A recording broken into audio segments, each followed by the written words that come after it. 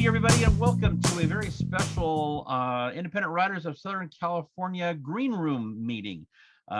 Things are a little different right now, and I'll explain why in a minute. But there's something that's been kind of cooking in the back burner, and I got together with Gerald, and we decided to do something a little special.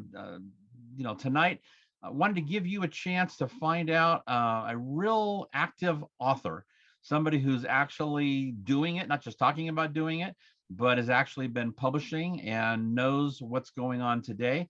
And we want to basically kind of pick his brain and find out what's working and what's not working. So thank you, Gerald, for joining us here. We'll talk a little bit more about you in just a minute, but let me give us a couple announcements. We have some very good things coming up.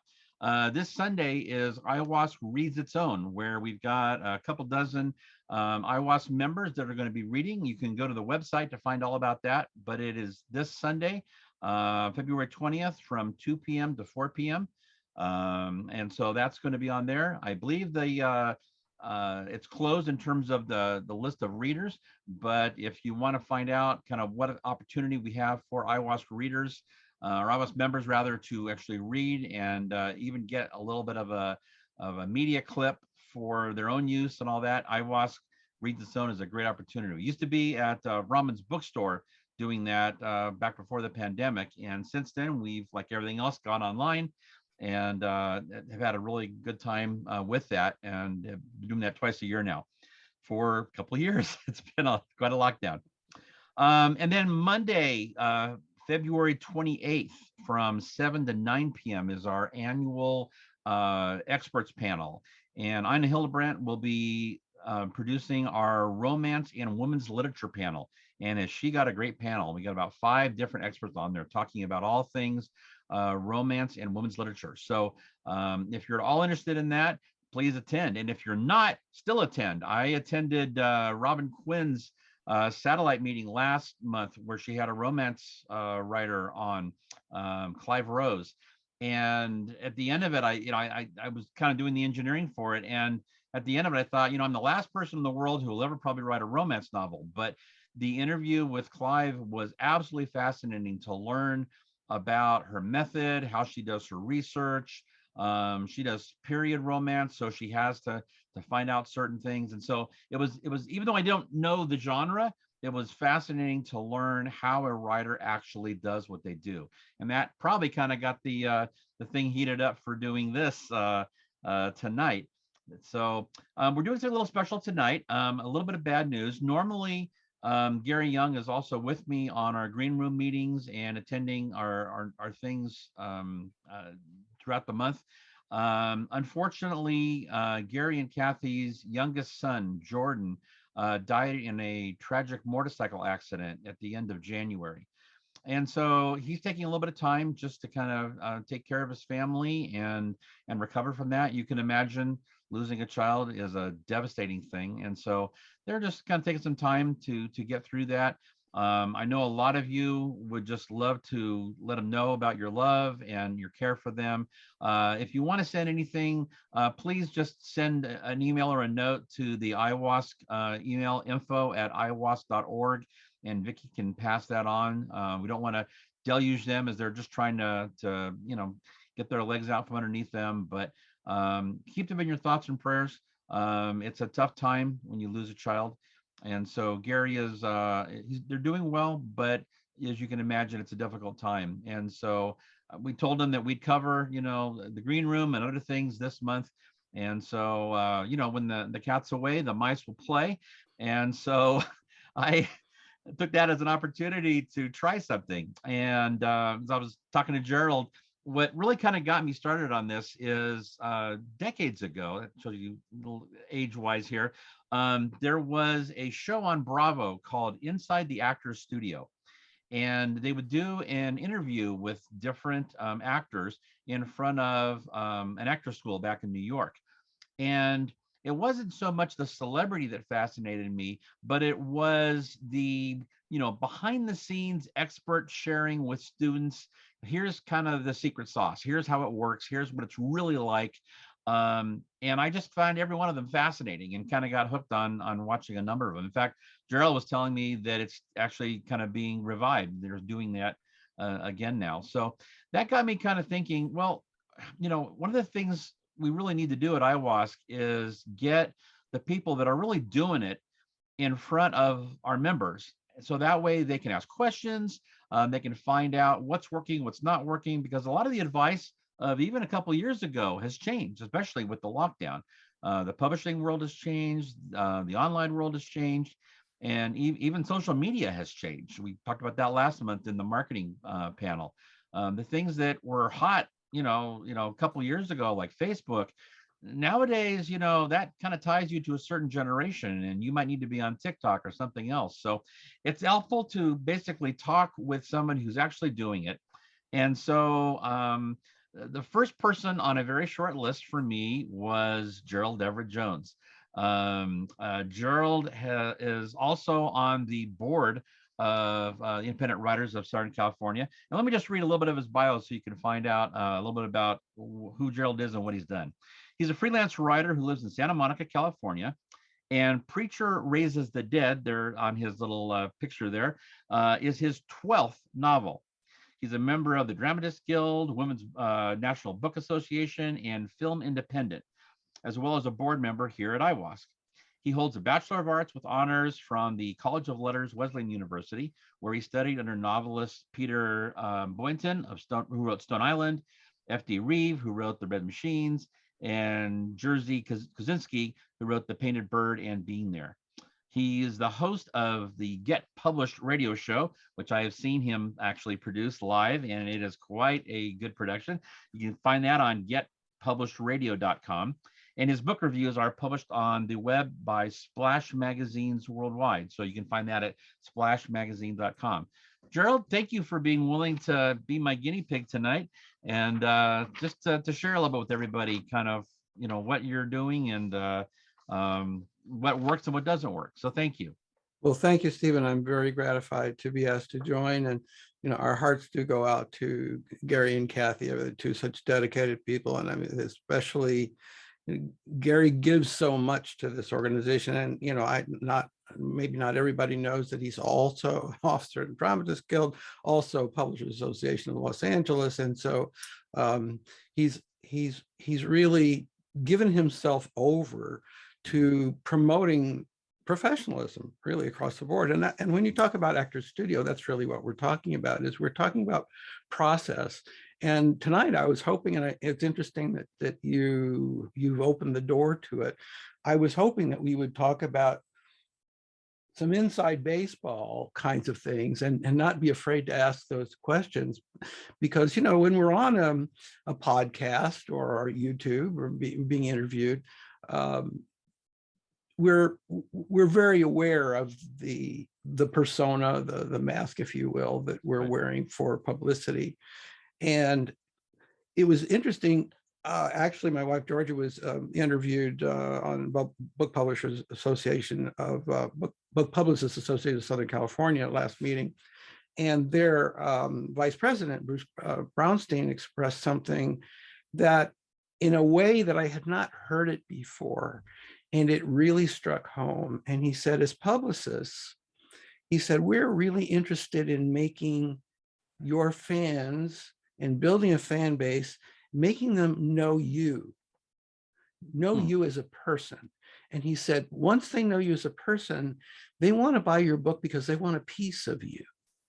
And I thought, this is really turning things around, because I know, on Get Published Radio, our audience was people like IWOSC members, people who burn to get that book out, sit down at the kitchen table, or sit in their office and become an expert, whatever.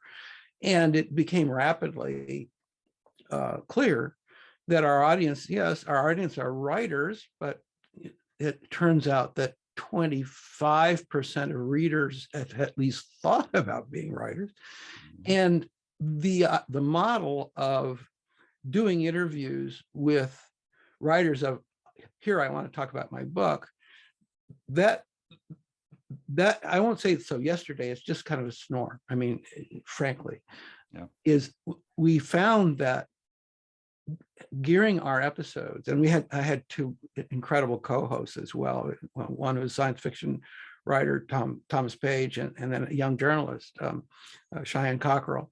And she was very fact oriented, and he was very kind of all over the place. Big Ian Fleming fan. But we'd have debates among ourselves, and we would really center it on a topic. And the thing that was really fascinating about that series of shows, which are still up there in archives, we haven't done new ones recently, but they're all wonderfully evergreen. Our most popular show was on spirituality and metaphysics. Interesting. Wow. And we had a debate among ourselves in our production meeting, and we said, well, who can we get for this? And Cheyenne said, well, if we get an author, we're just going to get their slice of that big topic. There'll be a Buddhist or a Hindu or a Baptist or, whatever. And why don't we get a reader? Why don't we get somebody who's widely read and just give us a survey of what's on your shelves? And so I knew Dennis Hutchison from Afterglow of Sedona. He's a therapist, and he was really widely read on near-death experience, coma, afterlife, reincarnation, multiple lives. And it wasn't like he believed all of this or any of it. I still don't know to this day, but he was very widely read, and he gave us such a toe dip into those various topics of, oh yeah, I'd like to know more about that. And actually, from the standpoint, Preacher Raises the Dead, I'll use this as that entree. I was very much fascinated with near-death experience and the medical research that's being done now around people who have been revived after they've been pronounced clinically dead. And this is a topic of very active clinical research of gathering metrics on what percentage of people saw white light, how many saw relatives, how many lost their fear of death, how many feel positive about the experience. And again, these are not theologians conducting this research. These are medical scientists. So I want to probe a little bit here, because you're getting into Preacher Raises the Dead and the Evan Wycliffe series, and last year you were writing about Africa. So that's right. Obviously there's a shift that took place here. So for the sake of the folks that are here listening, you obviously, the son of Norman Mailer, and you've been in the publishing world forever and ever and ever, right? Is that your background, or I got you into writing? I wrote primarily nonfiction in various media for most of my professional career. When I got out of college, I had auditioned at Juilliard. I was going to act, and auditioned for John Houseman, who said, "Why do you want to be an actor?" So lovely. That was how we concluded the audition. Oh, dear. But I had actually been ill when I was in college, which was one of the things that one of the reasons that when I reported for the Vietnam draft, they said, "Why don't you just go home?" Which was, that was what happened.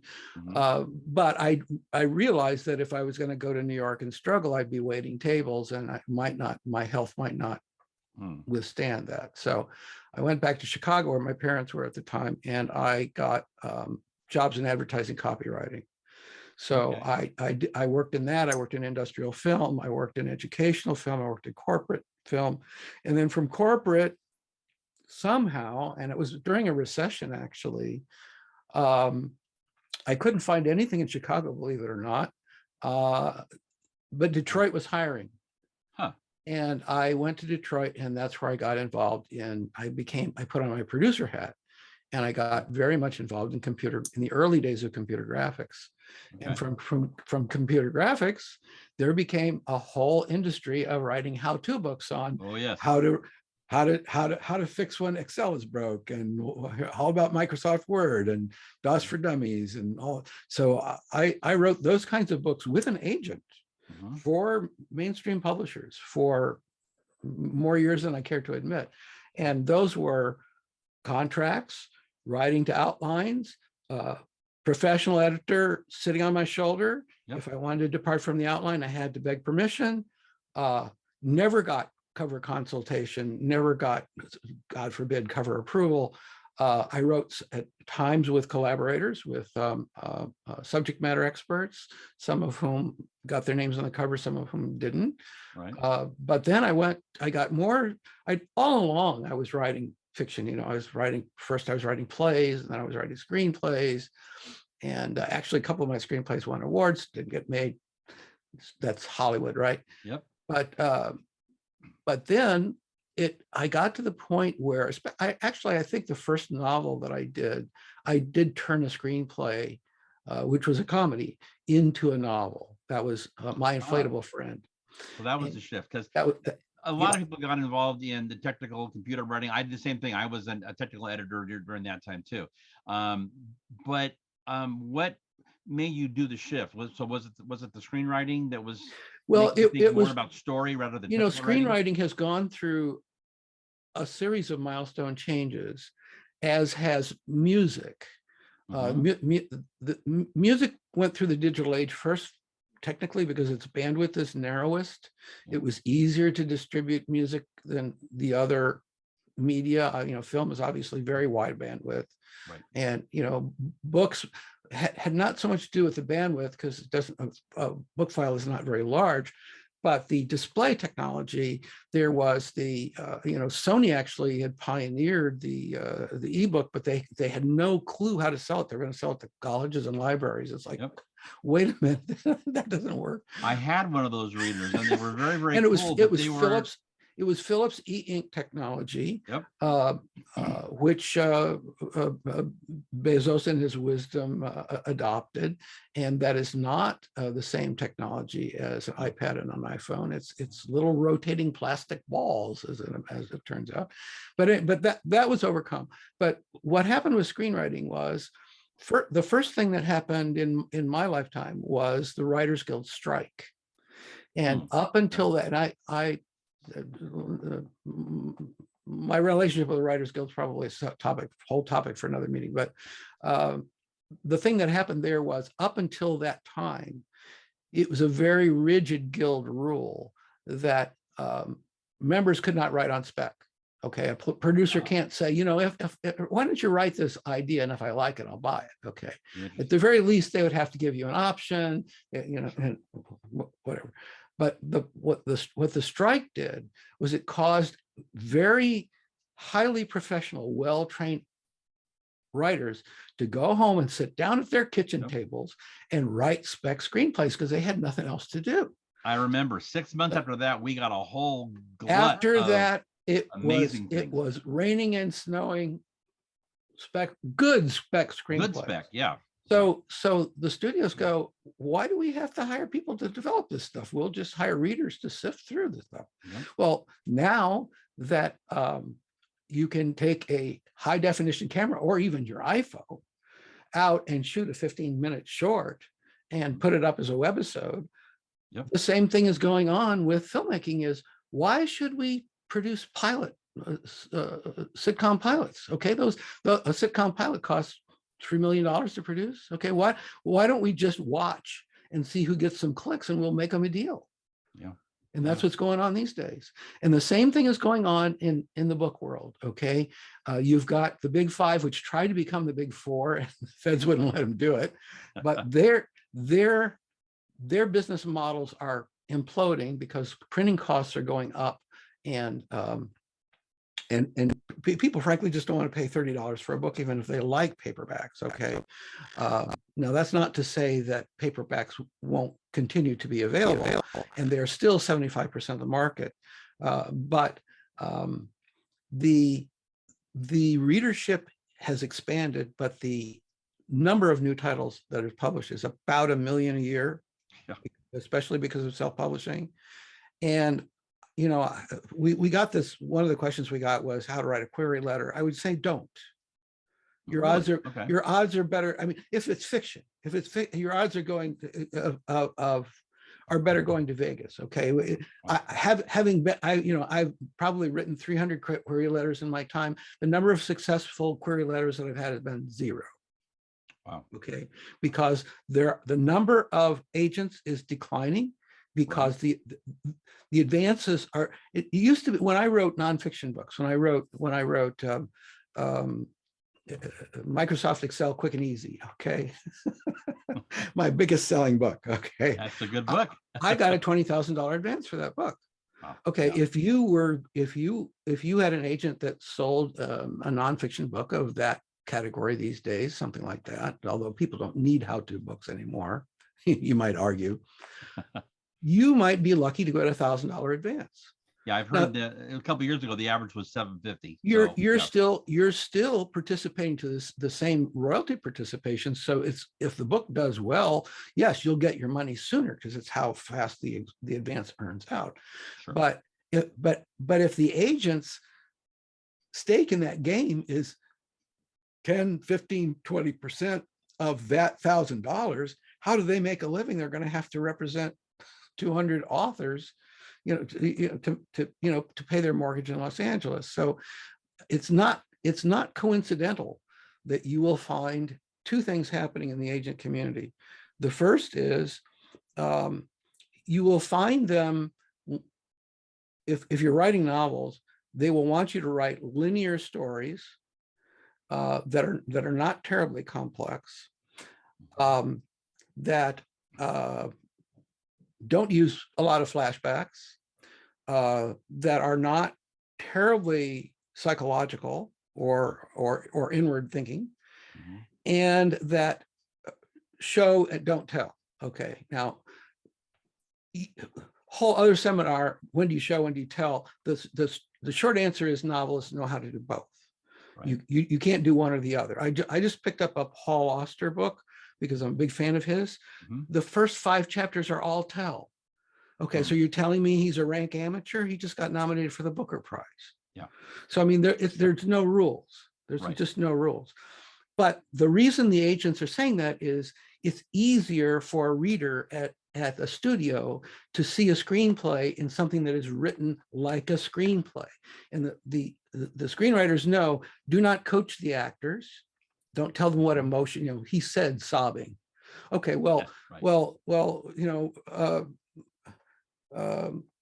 Joaquin Phoenix is going to decide whether he's sobbing or not, or he'll have a fit with the director, and they'll decide whether It's he's not going to be sobbing or your not. call. But Right. you're not your call. Don't describe the scene, because the the way you would in a novel, don't set the stage, because number one, you're eating up white space that Right. it's going to take the reader a while to read. But number two, the director and the scenic designer and his entire creative staff and the way it's lit, all that is going to be their province. Don't take that away from them.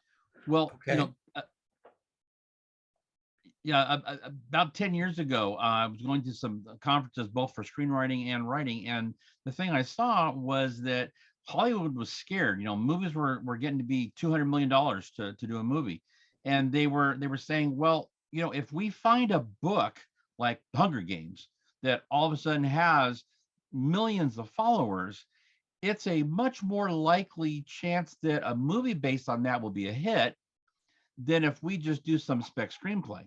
And that's the so, other thing that's happened in the screenplay world, is that the spec screenplay, you're going to take, there'll be these courses offered how to turn your novel into a screenplay. Right. Don't find an agent who sells movie rights to, build up the fan base for that book. Again, this is Hollywood gossip. So, having not sold movie rights to any of my books, even though I've done life story rights agreements for screenplays and those kinds of things, I'm aware of some of the legalities involved, but I have been told that it is much more likely for, especially a series, because a cable series for a producer is a much more profitable project, because for the price of a feature film, they can often produce the entire season because they're using the same sets over and over again, same people over and over again, and maybe not so many outtakes, but it's easier to monetize that. And from that writer's standpoint, think about what cable has done to the perceptions of the audience. Now that the audience is familiar with binge watching an entire season or maybe even multiple seasons. You know, it used to be that the screenwriter's rules of thumb had to do with how do I take my 500-page novel and squash it into 2 hours of screen running time. And it's true, you have to shorthand a lot of stuff, and you have to cut from, you know, from here to 10 years in the future, and maybe you don't explain much or that kind of thing. But in a cable series, you've got real character development. Each major character and even some minor characters will have their own episodes, their own subplots. And one of the things that I've often shared with people is, you know, I don't know that I've ever walked out of a movie theater and said, you know, I really miss those guys. But if I finish a cable series, it's like there's this hollow place in my heart for a week. I'm with you there. Well, let's move back to the novels, because you've done both. You've been agented, and then you've also done self-publishing. So you talked about not doing a proposal. I've heard the advice of it's worth going through that exercise, because it really helps you focus down on who your audience is and why people should, you know, write. Well, a book marketing plan is a good thing for a fiction writer to have in the drawer. It is a mandatory thing for a nonfiction writer to send with a book proposal submission. But often what I think that a rule of publishing that has not changed actually is that a nonfiction book, you don't write the whole book and then send it out. You send a book proposal, which is typically an outline, 2 sample chapters in a book marketing plan. That's what you want the agent to read. That is what you want the agent to submit to the publishers, because the publishers still in the nonfiction space, they will assign an editor. Now that might not be an activist editor the way that they were in the old days, because those people tend to be expensive and they can't spend that much time with you. But the publishers typically, you know, we really have to separate fiction from nonfiction. Nonfiction still is at its core commercial, and you are as a nonfiction author, one way or another, you're setting yourself up as an expert. If it's academic, you're a professor who's, you know, this is my field, and this is my original research, and I'm, you know, I know more about it than anybody else. Or you're like our wonderful colleague Ruth Freckman, who has a diet counseling practice, nutritional therapist, and she's got a book that is her calling card. Right. That is her credential. That is her business card. No, I don't have a card. I have a book. Yeah.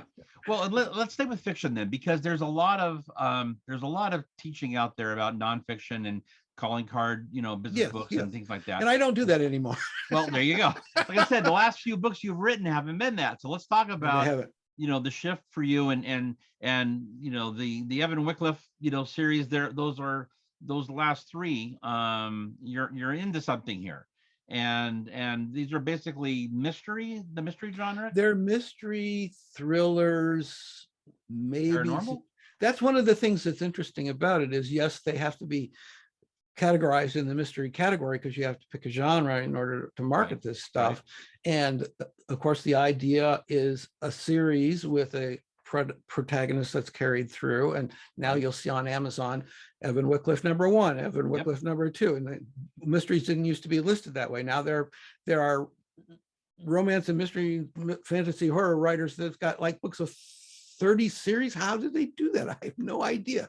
You know, is there software that generates those? Well, #1, there is. #2, separate meeting. Yeah, separate. Yeah, but there was an Amazon deal where these guys are writing these kind of short stories. They're in 6 different episodes. Oh, the Vella program, right? Kindle Vella. Yeah. And it was before that, and I forget the name of the program, but it was amazing because their approach was exactly the same as a sitcom series, where you've got to get 10 things out. And so you work on these kind of things, and you're doing them, you know, a couple of weeks before you're actually, you know, going to shoot them. And so these guys are writing, and they come up with like six short books that are all part of the single story. And so instead of it being one novel, it's 6 short ones. And the method was to give away the first one for free. If you liked it, then you buy the other 5 to finish basically, the series or the book. And Amazon spun up this whole new section of it. And it's very interesting to see whether that's really going the way, because the model was very much a TV model in terms of production. And these guys went from doing these things themselves to actually getting crews of people and running the cruise. So they would give them, so here's our idea for a story. Boy grows up on this desert planet, and all of a sudden his parents are killed, and he's related to this guy named Darth Vader, and yada yada yada, and away we go with the space western. And you guys write it, and then we'll give you notes along the way. And then they go away, and this little group writes it, comes back, and then these guys are producing half a dozen books a year by having these little independent teams that they're running. And it was an amazing publishing model for feeding the beast, if you will. Yeah, James Patterson admits to doing that, and you will see clearly he does. You will see that he actually gives cover credit to his collaborators, which of course some, you wonder whether Walter Mosley writes 100% of all those. He's got quite a few. He's got multiple heroes, protagonists in multiple series, and he's really a talented and prolific writer. But then again, you also wonder, as Isaac Asimov had 1,000 titles. The guy had help. And James Mitchell's books were 3 inches thick. I think there were some researchers there, about history of Hawaii. But no, going back to Evan Wycliffe, I actually hadn't planned to write a mystery. My first series, as I said, it was a romantic comedy, coming of age, if you will, skirt chasing, young person's perspective kind of comedic book, My Inflatable Friend. And then I had 3 in that series: My Inflatable Friend, Rubber Babes, and then Farnsworth's Revenge. Farnsworth was the young fellow who's the car jockey, who's the protagonist, who's chasing, anything in eyelashes. Farnsworth is the kind of the dirty old man, the villain of the piece, the foil, so how do you go from there to Evan Wycliffe? Well, I had admired, part of it starts with the authors that I admire. And I really, had a lifelong admiration for Peter Devries, which he was a New Yorker editor and poet. But the thing about Devries was he had been brought up in the Dutch Reformed Church, extremely conservative Dutch Reformed Church in Chicago.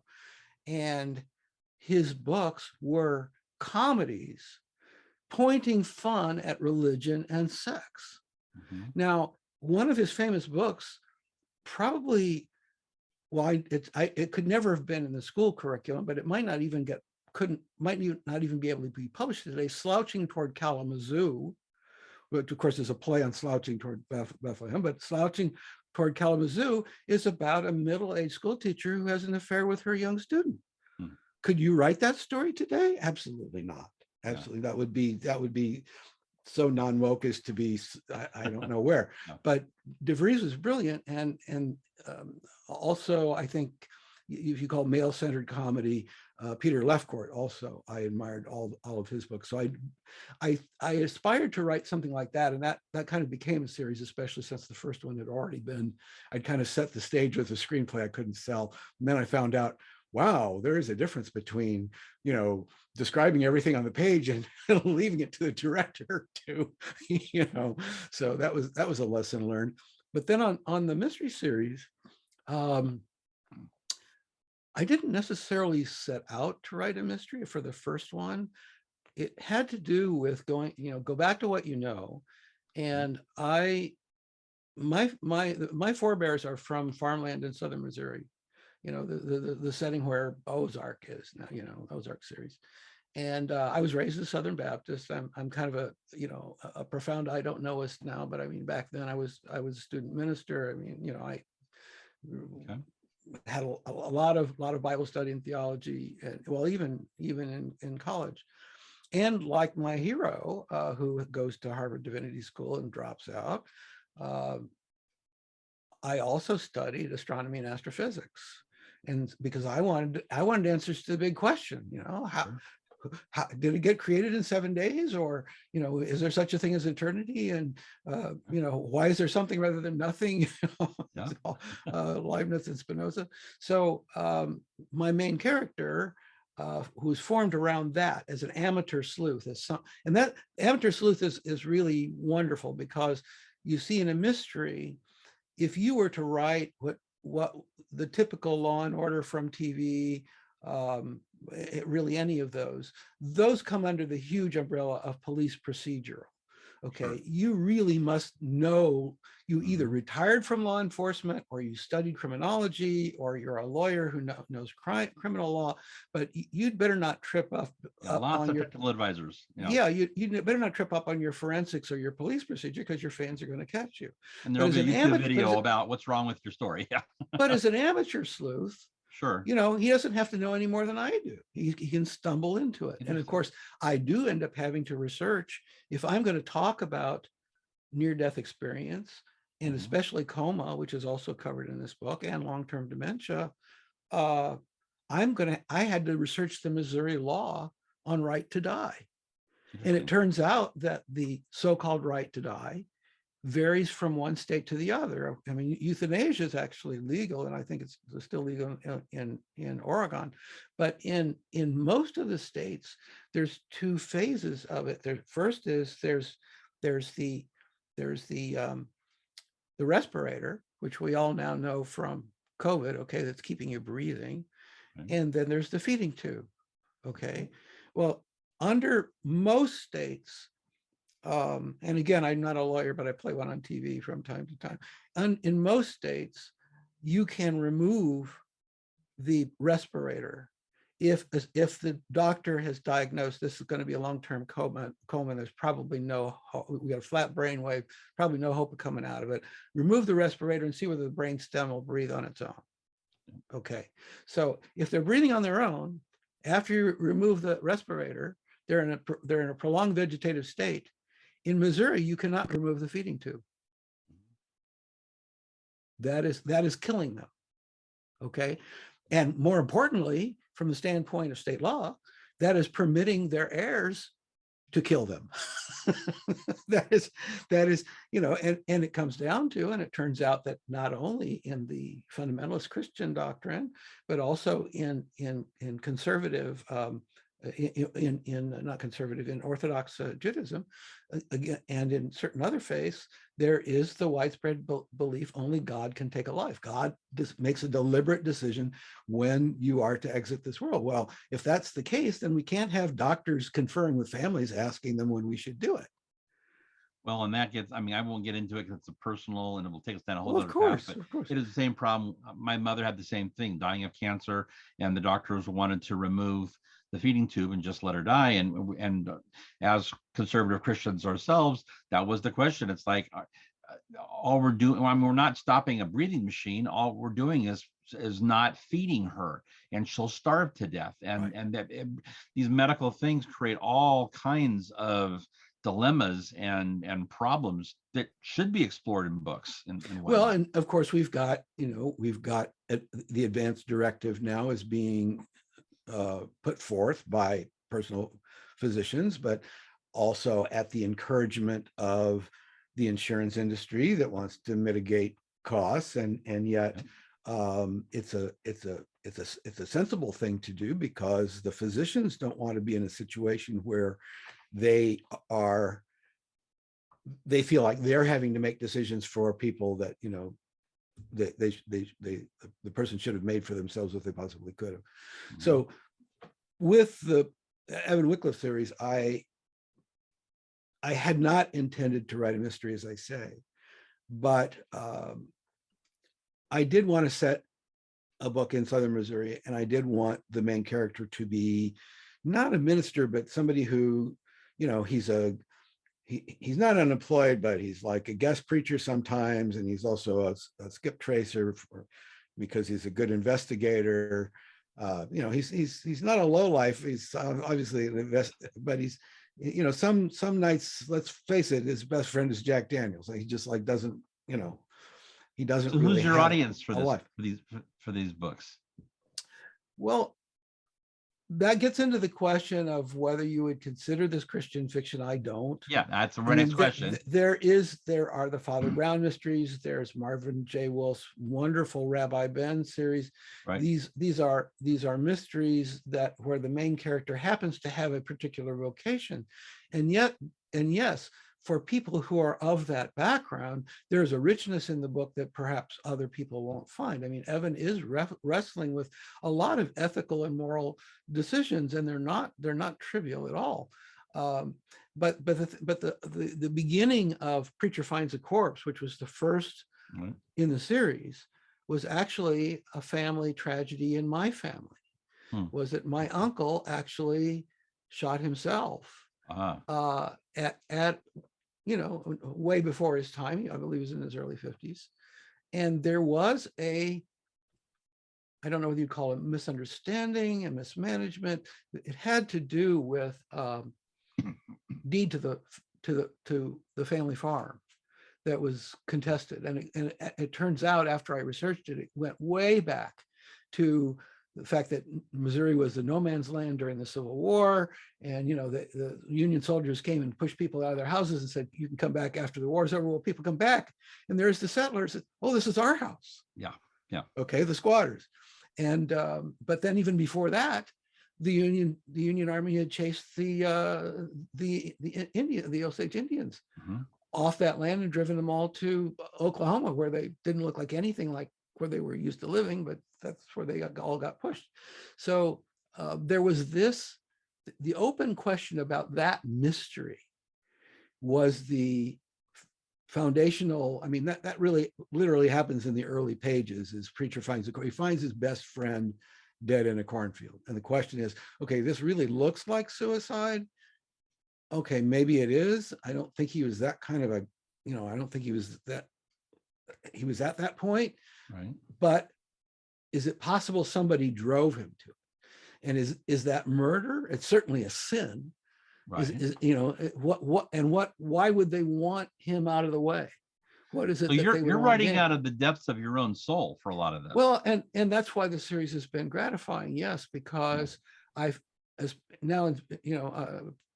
Preacher Fakes a Miracle had to do with I had a stepson who suffered from schizophrenia, and most of his teenage years were really a huge trial for the family, for him and for everybody around him. And so that the foundation of that book was a character that had a teenage boy that had schizophrenia that Evan befriends, and that he's hearing voices, and the people here in rural America are saying, well, he's possessed by demons, and so we need somebody to cast them out, or they're saying he's not responsible, he'll never be a responsible member of society, and yet a patient with schizophrenia who's got the right drug cocktail, probably you might not even know whether they're maintaining in the outside world. So I had that, and then I had him having having a relationship with a teenage girl who had epilepsy. And so they're both outcasts, and they're both being ostracized by the society. They're both in clinical care, but they're being ostracized even by their own families. And then the girl gets kidnapped. And so then Evan's really got to go after, this is a teenage abduction story, which has probably got more edge to it than the other books in the series, just because it's got that threat. But then, So we've got about 15 minutes left, and I want to give people a chance to pop in their questions if they have some burning questions, but I also want to come at a couple of different things. So, you talked about the question about, well, are these Christian novels? Not really, but they're coming from a lot of your own wrestling with some of these questions in your own family's life and whatnot. What kind of market research are you doing, or are you just writing for the pure, shall I say, catharsis of it? Because it's a story within you, just want to get out? Or are you, you've written so many books now that you're kind of beyond that. Well, I have this thing inside of me, I just need to get down on paper and get it out. It's like, no, well, it still is that. Okay. Whatever the book is, and whether the choice of genre may be more like well, do I feel like Chinese or do I feel like Mexican? I mean, it's one of Okay. those. But and people have asked whether Preacher Raises the Dead is the third and last in the series, and I will say, it has. I deliberately had to have what I think is a satisfying ending in that it does tie up the major plot threads, but it does have a couple of cliffhangers literally on the last page that might or might not be answered. I mean, it depends upon whether the fans really insist on them being answered. But I do, as I've said before, I on interviews with you guys, is that I just deliberately do not have an outline. I do not spin out the plot ahead of time. So you are a pantser. I write to please myself, and I write mainly to surprise myself. Because anytime there's a time for a plot twist, the first rule is always make the interesting choice, try to make the unexpected choice, try to surprise myself, try to please myself. And then that way, I doubt that the reader's going to say, oh, this is so predictable. So talk a little bit about your process. When you sit down, blank page, and you're not working from an outline, so you have an idea kind of where you want to go, or do you think of it as scenes? Well, with Preacher Raises the Dead, I knew that I wanted to explore the transition between life and death, and I wanted, so near-death experience. A near-death experience happens. Actually, I'll read on Sunday. It reads its own. I'll read that. It won't be that much of a spoiler because it happens in the early pages of the book. He experienced a near-death experience. But the thing is that this is at the outbreak of COVID, and his mentor, the African American who's the Baptist minister there in a little town, has decided it's time to retire. I'm just, I just want to get out of this. And he said, Evan, you're the guy for the job. I'm sorry, even if you don't want it, you're the guy for it. So you're full. And it turns out, my research said, Southern Baptist Convention says, you don't need a PhD. It's whoever the board of deacons says is the preacher. You could be a pots and pan salesman. Okay, you know how to bring the souls in, so you'll be our preacher. Okay, so Evan gets made full-time minister. Well, he realizes that, wait, there's visiting the sick and the dying. There's conducting weddings, and my God, there's officiating at funerals. This is hard work. Yes. And so he goes in and conducts. He encounters near-death experience. But then also, I wanted to get into these questions of his own. Okay, if this woman came back, did she experience anything on the other side? This person over here who's in long-term coma, is there any? I mean, they're telling us there's no life there, but there are people who awaken from. What am I supposed to tell my congregants? What am I supposed to tell my parishioners about this? They want to give them the last rites, and yet, and maybe not. Like you said, there's these situations, and so he gets caught up in that. And you could say, in some ways, Preacher Raises the Dead is more like what they would say a cozy mystery, because there's no firearms, there's no explosions going off. But then again, you've got some pretty disturbing evil. Look, why do bad things happen to good people? You've got some people who I will say may not necessarily be evil to the bone, but maybe they're land grabbers, or they're greedy, or you've got a lot of that kind of thing going, and you've got gossip, in a small town. So you've got a lot of intrigue. This is the kind of stuff that makes, adult drama, if you will, or soap opera, we used to call it. But so that's how it got to be a mystery, was the unfolding of the inquiring mind. John le Carre calls it the close observer. And, he says all spies are close observers. Well, if you read a John le Carre novel, he teaches you as a reader to be a close observer, because if you don't follow closely, you're going to miss the point, because he's got the clues buried so deep. Yeah. You'll go, what? We just saw Agatha Christie's Death on the Nile as a pre-release. And I know that story, but I haven't seen that one. Yeah, we know the story because it's been done, years ago. But the new one is actually worth seeing. But it's one of those frustrations of Agatha Christie, because I love her characterizations, but you're like things in the last little bit of the book, and you're like, wait a minute, had I known this an hour ago, then I might have gone a different direction, but I'm not sure that formula really works for today's audiences either, yeah, because I mean, I went back and screened some of the old Thin Man, and yeah. the Thin Man has the same kind of thing where, in the last scene he's rounding up everybody in the dining room, and he's and suddenly he turns to the blonde you never suspected and said, why did you do it? Right. Yeah. Yeah. And Well, I love the comedy Murder by Death, if you've seen that with Peter Sellers. oh yes, Movie, yes, because it parodies all of these mystery genre writers, and at the end, Truman Capote, outs all of them on the things they did that they shouldn't have done if they were really legitimate writers. And Agatha Christie, of course, was the one who introduced characters the last few pages of the book, and it changed everything. So well, let's see. I got a couple of questions that have come in. People want to know a little bit more about not writing query letters to agents, and what's their alternative if they're self-publishing, or is getting an agent just the long shot? I've been telling people you've really got to have an audience. My experience was, I mean, I would write 100 email queries to agents, and you have to be careful when you do that, because you can't send the same to each one, because they all have different submission requirements. You have to go to that submission tab on the agency and see. Sometimes they'll actually specify the order of the things in the query letter and how to paste in the sample. They want 10-page sample or 20-page sample or one chapter sample as an attachment. They're all different, and to some extent they'll use that as a test of whether you have researched them first. Okay, and that'll get you in the trash bin pretty quick. But it will, they will tell you it's going to take 2 to 6 weeks for them to respond to you.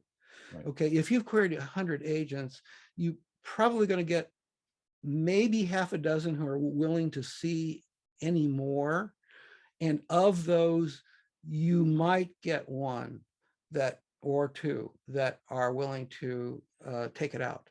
If they take it out, that's 4 to 6 weeks for it to, the publisher's got to do the same thing. It's got to go through the reader's got to go through the acquisitions editor, then the acquisitions editor's got to find out what developmental editors are available, all like this. Okay, so it's going to probably take the publisher a couple of months at the very least to respond to the agent as to whether they want it. Then you're going to go through contract negotiations for probably a couple of weeks just to get the fine points down. And then the thing about traditional publishing that I think a lot of writers don't appreciate because they haven't been through the process is that you lose a lot of control. Yes, you are not going to be consulted on the cover. You're not going to be consulted on the number of pages, because that's a printing consideration, the paper cost versus the cover price. They're not going to ask you about the cover price. So you might find they've printed it in a really tiny font so that they don't have to use as many pages. But the other thing is, in traditional publishing, and this is wacko, and Amazon's destroyed all this, but in traditional publishing, they have spring catalog and they have fall catalog. If you don't make this spring catalog, you're in the fall catalog. Okay, well, what happened? This is a beach read for summer. I want to come out with it in June. No, you can't, because it didn't make it into our spring catalog. Right. Okay, and then their promotions are around, it used to be around the book shows and whatever all. So you're going to lose a lot of control. So, and also at the max, you're getting 15% of wholesale. Maybe if it's your first novel, you're getting 10% of wholesale. You're getting about $1 a book on a good day. So if it's a paperback. Yeah, is there any? I have a friend who's a 4-time New York Times bestselling author, and she gets 50 cents for her $26 hardback and royalties, and she says that's just cute, and everything now she's doing is all self-published because she realizes she can make a lot more money and be in control of the process. Well, and what I would say, regardless of how you feel about traditional publishing, and I'm not going to throw totally cold water on that, especially if you've written a series that is successful, okay, in that it's got what they would call mid-list numbers up to like 25,000 fan base, something like that. Mm-hmm. If you've got that and you can substantiate those numbers, or the size of your mailing list or whatever, and you've got an idea for another series with a different character, Ah, pitch that first book. You can't, I found out you can't pitch the second or third in the series. They don't want it. Because they think that those children have already been eaten. Okay. yes. So it might go that way, but I'd say especially for our first novel, and especially for some of us who aren't getting any younger and can't really necessarily invest 2 more years before you find out you're going to be, on the New York Times bestseller list, just get in the game, because the promotion that you will do, that you will necessarily do, which is, a whole, again, we've had whole meetings about this, pre-orders and book publicists and interviews and email lists and social media posts and sponsored ads and various kinds of good giveaways. Okay, that's all part of the whole marketing campaign. And I can't tell you if any one particular thing works. You basically, you have to throw it all against the wall. Okay, around your release date and starting a couple of months early. But the bad news, if you will, the good news for self-publishers is that a conventional publisher is going to expect you to do all that yourself anyway. Right. Okay, the same amount of effort, the same amount of money that you would, they're not going to give you an advertising budget. They're going to give you the name of the publicist in New York who's got 1,000 other writers on the phone. Okay, and they may send you their mailing list or not, or they'll send out for you. But they'll give you a 1 or 2 hour consult on the phone, and that might be the only time you ever talk to that person. Okay, and they'll say, "Oh well, we'll have you in, the next book trade show, or we'll put you in the fall catalog, or whatever the hell it happens to be." But bottom line is, if you self-publish, or if you that can be complex. It can be a fair amount of work. And I have my own small press, my own imprint, and that's the way a lot of self-publishers do it. But these days there are reputable hybrid publishers. Okay. I can't list them for you because I'm not as an endorsement, but you will pay them for the cover, you will pay them for the book layout, you will pay them for printing supervision, and you will pay them for their supervising distribution, perhaps. But you will still be doing your own publicity. But the good news for that is the technical part of that is really pretty much on their shoulders to come up with something good. And you've got to really kind of interview them and look at their sites and see don't go to a cozy mystery publisher with your hardcore shoot 'em up adventure. Okay, I mean, you want something that will fit in their catalog. That shouldn't be hard to figure out. But do that. But the bottom line here, and this is the thing I would just plead with you do, is get in the game. Yeah. Finish that book. Get a developmental editor and/or beta readers, your friends, but then also a professional copy reader, another pair of eyes, because I have worked as a copy editor. I consider myself not a novice at this. And I'll find typos every time I go through a manuscript, every time. And I've had professional copy editors who I had a beta reader the other day, caught a glaring error. Instead of saying demonic possession, I said demonic position. It missed, everybody missed it. Wow. Everybody missed it. It's actually, if you buy a copy of the book and it was in the last print run, you've got a collectible book now by Gerald Everett Jones. If you just see if it says demonic position. No. So please get professional copy editing, but then you will get in the game. And after a year, you would give it a year. Okay, book launch, book release, all the things that go around it. And, you take your IWOSC courses and listen to what Steven and his friends say about how to promote, maybe hire a publicist, maybe, work with some social media people, but get your name out there, get your book out there. And after a year, you will know so much more about what it is to be in the game. And I would say the thing that you have to think of yourself as a member of a garage band. Okay, garage bands don't play the Hollywood Bowl the first time out. A limousine doesn't pull up to the garage and say, "Hey guys, like to go on world tour?" No, you're playing on street corners for whoever will listen. You're playing because you want to hear yourself play. You're playing because you need to learn to collaborate with your fellow professionals, because the mark of a bad band is every one of them is trying to be louder than the others. Okay, so you're going to learn musicianship. Well, all that stuff is part of being an artist. And yes, even if it's not movie making, but a book still has got a whole red shirt team advising you on, you know, like you said, that it may require some market research. If you're going to go into, for example, I was approached with contract to write, actually it was The Wheel of Time. They wanted me to write the screenplay for that. This was years ago, and it didn't work out. But I didn't know anything about those particular genres and I found out those are called in-hopping books.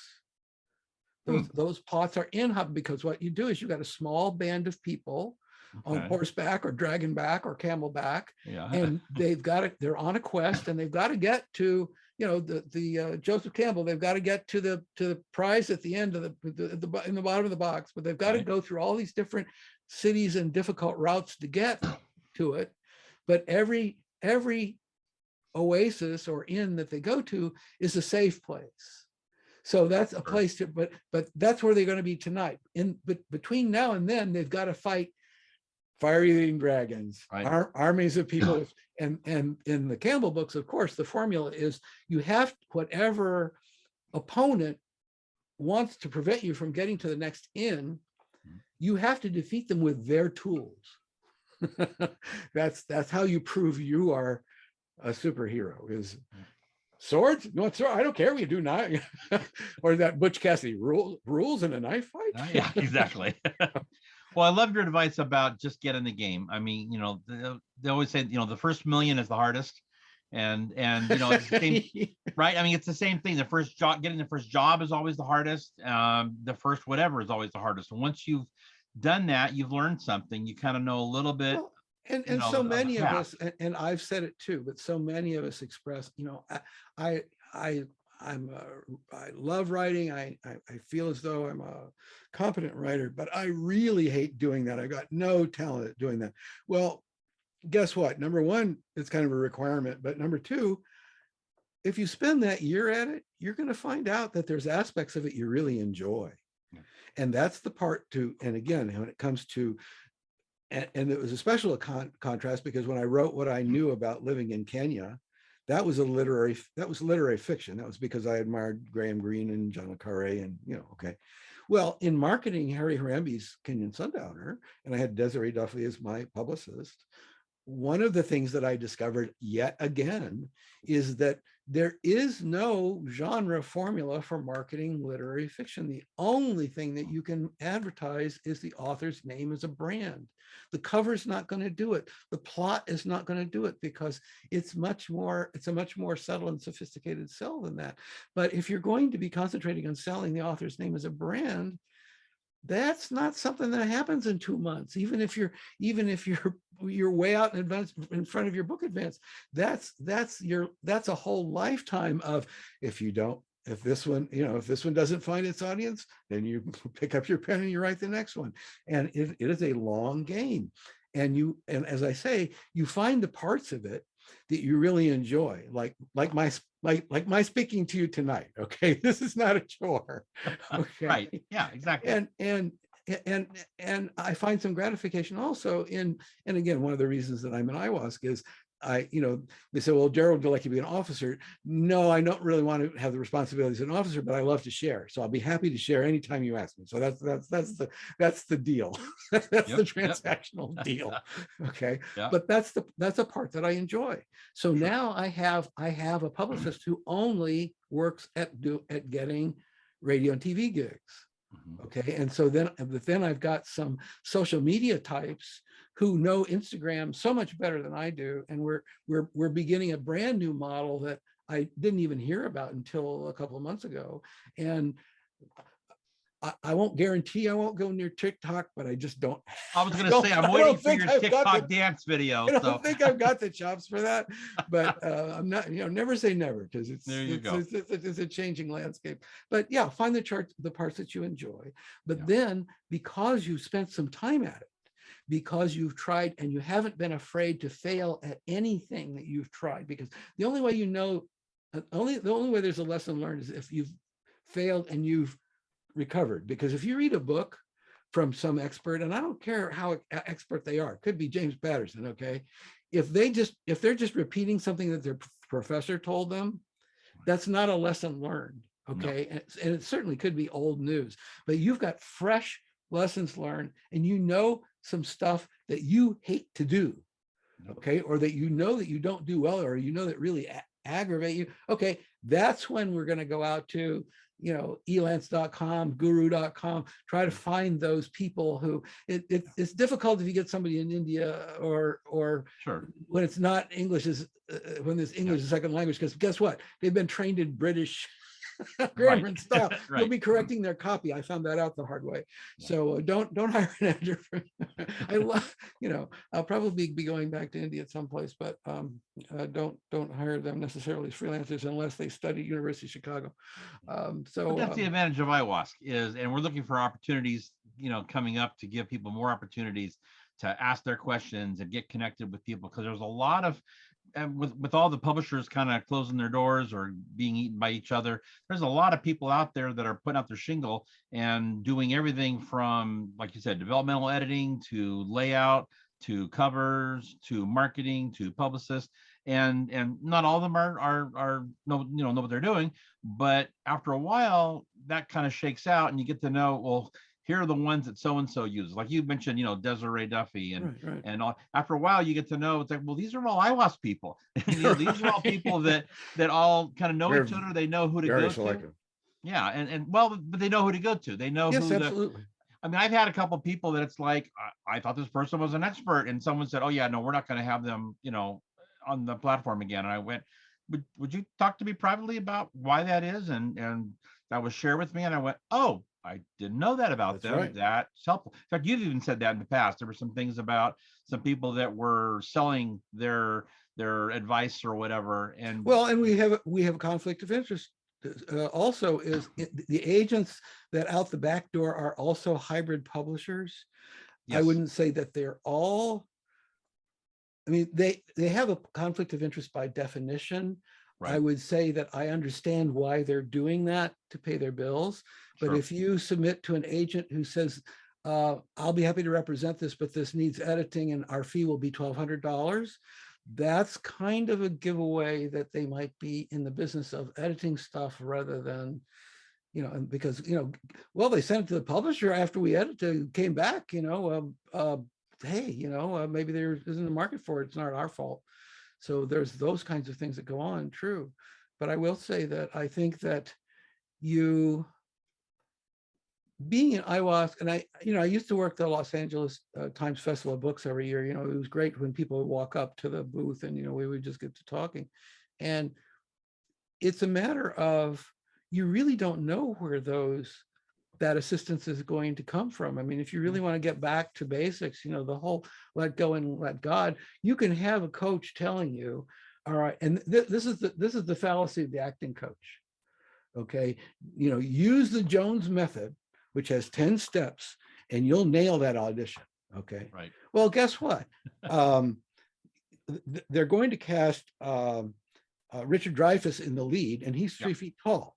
Right. And you're not you're 6 feet tall as a leading lady. You are not going to make that. You're not going to have that part. We're not. Nope. There's not an apple box big enough for him to stand on. Exactly. Okay. And so that's the fallacy of do it my way and you will succeed. Is, yeah, yes, have that expert coaching. And I want an expert piece of coaching that I got from watching Dan Brown's masterclass. And I like Dan Brown, and I honor, again, I'll buy a Dan Brown book because I like Dan Brown's work. Okay. Right. It's not because it's a mystery or it's sci-fi or it's right. I want a piece of Dan Brown's mind. Exactly. Okay.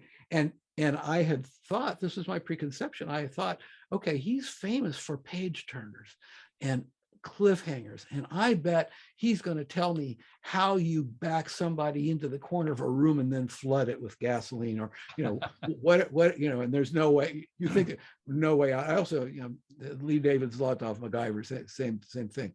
But the takeaway from from Dan Brown that was really significant and that helped me immensely in writing mysteries was make promises to the reader, make lots of promises to the reader, and never end a chapter without a promise. Yep. That, and the promise is just simply, if you turn the page, you're going to find out where, what happens next. I mean, you've got to create that curiosity. And that's the difference between, let's say, you don't take your chapters out of your book and try to get them published as short stories, because a short story has a theme and a resolution and is a nice self-contained experience about it, like finishing the book does. Mm-hmm. But a book chapter is, you make those promises, and there's still those more. The minute you get one answer, there's 5 more, and and that's why it can't be Christian fiction per se, because I mean the apocryphal stuff that Megiddo and the Left Behind series, okay, it's all about having answers. The people coming to these books, perhaps want an answer about what's it going to be like, or right. What should I believe. The Evan Wycliffe books are all way more answers, way more questions than answers. Okay, I mean, he's reading astrophysics. I mean, I just, and part of it came out of astrophysics books I just read. Brian Greene is, the physicists are saying now there literally is no such thing as eternity. Once the universe expands past a certain density, complex minds, nothing complex is going to be able to form. There will be no such thing as thought, because there will not be nothing that will be able to think at that point in the entire universe. Now, maybe somebody's going to come along next week and go, oh, well, no, the next theory is it all clumps back together. And right. Okay, but again, these are things that are coming at us in this information age, where, there was a Buddhist meditation the other day that I heard where it was said, there's no such thing as a self. There's no soul. There's nothing that goes on. And Stephen, this will be not in your tradition, right? No, not. No. I would strongly disagree. But right, but their explanation was fascinating. Is that what we think of as a self, or what we think of as essential soul, is the sum total of the opinions that our brain has made about our bodies, our experiences, and we are meaning-making machines. And from the time that we've been 2 years old, we're making meaning about who am I? What am I going to be today? What am I going to do today? Well, the sum total of all those is you. But when the computer that devised that story about you is gone. So, well, there's so many things we don't know. I mean, quantum physics and all that is changing the nature of things. Remember when I learned that time tracks differently. They found out when the astronauts went up in space, and they realized that time moves at a different pace. That's right. The further you get off the planet, it's like, wait a minute, my whole life is based on linear. What does that mean in terms of eternity and all those things? So there's some questions out there. This GPS that we're so used to, it was a scientist who explained to me, a NASA scientist, who actually the satellite is so far away in its stationary orbit that the time it takes the GPS signal to get from your Apple Watch up there and then back down, actually they have to do a time correction up there. That makes sense. A few nanoseconds, because of Einstein relativity, is that its clock is not moving at the same rate that yours is. Well, anyone who has DirecTV understands that it takes a little while to bounce off that satellite. So, well, Jordan, thank you for going over there and your time tonight. Like I said, it's been absolutely phenomenal to get into your mind and kind of see how you put it. I didn't know a lot of this, and it's interesting to hear how much of this is just out of your own life and things that were curious to you. And that's encouraging to hear that you can, have 12 novels, and a lot of it just comes out of your time in Africa, things that have happened in your own family. If I'm going to do a promotional campaign, I want to know that the mystery writer William Kent Kruger also writes about rural locations and amateur sleuth kind of main characters. Okay, well, that's probably where the similarity ends. But I will say that if I was going to book an ad, then I might really be happy that my book cover shows up alongside his on Amazon, rather than beside James Patterson, who is writing police procedurals from the standpoint of an FBI investigator. That's not my audience, and I don't even pretend to be in that. I'm not going to blow anything up, just so that it'll make an interesting movie. All right. Well, if you want to hear more, or actually hear Gerald read from Preacher Raises the Dead, plug for Spoiler Sunday, right? You're going to be reading on Sunday That's at right. IWOSC Reads Its Own. So there's a good chance to actually hear Gerald, do his own audiobook version of Preacher. And lots more to come, folks. So like I said, we've got that coming up on Sunday. And Gerald, if they wanted to get a hold of you, I know you're already out there on Get Published Radio, as well as you said your book reviews, which I've been on your list for a while now, and I get your book reviews on email as well. So I know they can do that. How do people get a hold of you if they want to find out more about what you're doing or the next books you've got coming out? Yeah. Well, if you want to jump into the Evan Wycliffe Preacher series. My website, GeraldEverettJones.com, and that's Everett with 2 T's. And that way I'm distinguished from, Jerry Jones and the Dallas Cowboys. If you go to the landing page of GeraldEverettJones.com, you're going to find a button that'll get you a complimentary ebook of Preacher Finds a Corpse, the first book in the series. And that will, truth in advertising, that will plug you into the mailing list so that every Sunday you'll find out what was on the blog. Which you can unsubscribe from or ignore or delight in. And then if you want to email me directly, that's my first name, Gerald, at La Puerta, LAPUERTA, Spanish for the door, .tv, like television, Gerald at La Puerta TV. So please, feel free to reach out to me, and but by all means, get acquainted with Evan Wycliffe, because hey, it's free for a limited time, as they say downtown. Hey, there you go. Well, very good. Well, thank you, Gerald. Appreciate your time. Thank you, everybody who joined us tonight. I hope it was as good for you as it was for me. And enjoy the rest of the week, and we'll see you all on Sunday. Thank you, Steven. You're such a congenial host. Thanks, Gerald. I appreciate it. Take care, everybody. Good night.